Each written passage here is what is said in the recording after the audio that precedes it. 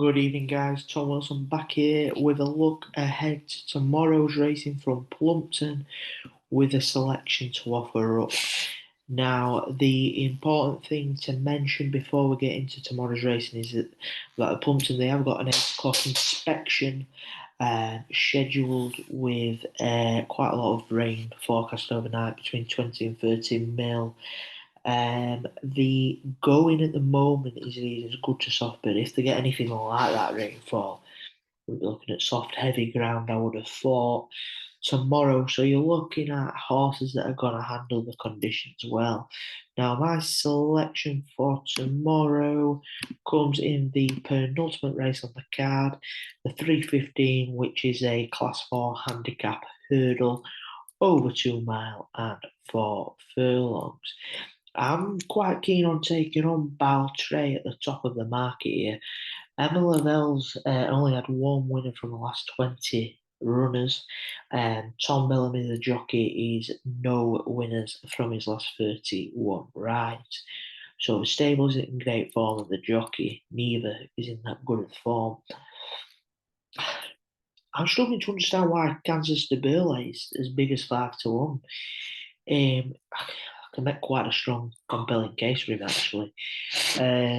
You've got to think that he's really, really well handicapped here, Kansas de Burley, off the back of a couple of runs that he put together last season. Now he runs here off a mark of 114, which is a pound higher than when he ran out a 6-length winner at Fontwell in March in Class 4 company off a mark of 113. He then returned to Fontwell in April and ran out an 18-length winner, again in Class 4 company, off a mark of 116. Off this mark, he's £2 well in with that 18-length winner.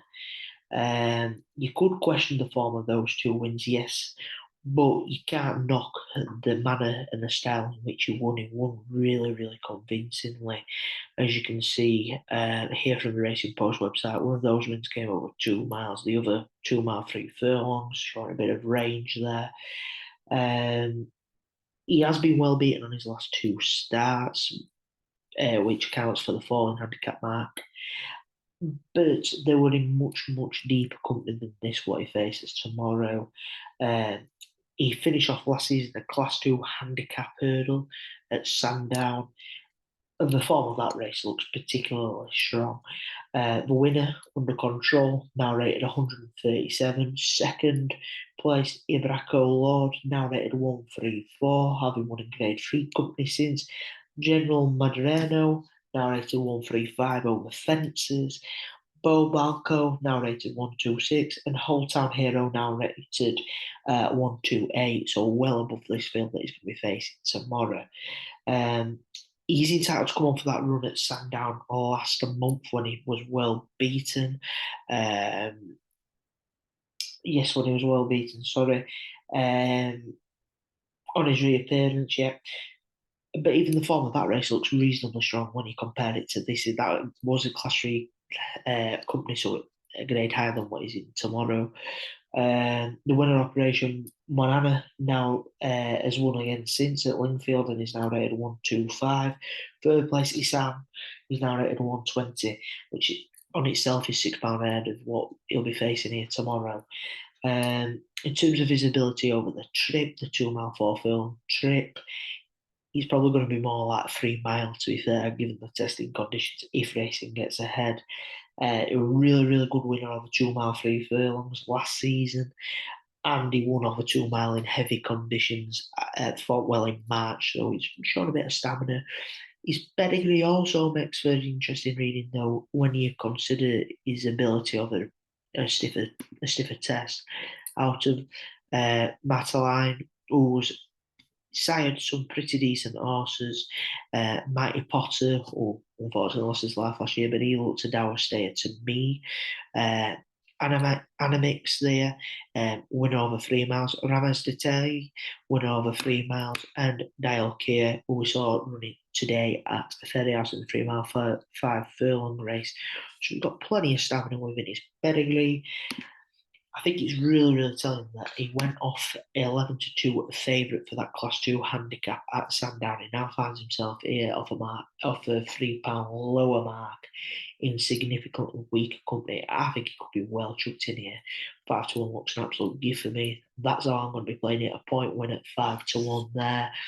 Quick update on the profit to loss. It's been a woeful weekend. There's no two ways about putting it on.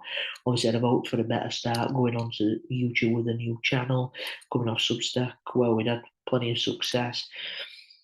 It can only get better, is what I would say. We had a couple of unlucky ones. Antabar, I'm going to do a video going into these in more detail, but Antabar was a little bit flat-footed at the second last. He did stay on well, though. I still think there could be a decent horse there. Found a 50, ran into an absolute... and also with far more chase experience in Iron Maximus, although I did think the trip would be too short for Iron Maximus, but hey ho, Manila Crooner never run its race. Astro Diamond ran into two horses that are just far superior. She wants to keep an eye on them going back into their company potentially. Anyway, that's going to wrap up today's video. I'd be greatly appreciated if you like the video and subscribe to the channel. What's coming up this week? I'm looking at launching the anti-post playlist this week. See how we get along with that. And also, I'm going to do a recap and a review of the racing that we've had at some point. Thank you for watching. And as I said, please subscribe and follow me on Twitter at RacingTJW. That's it for tonight. And I shall see you again shortly.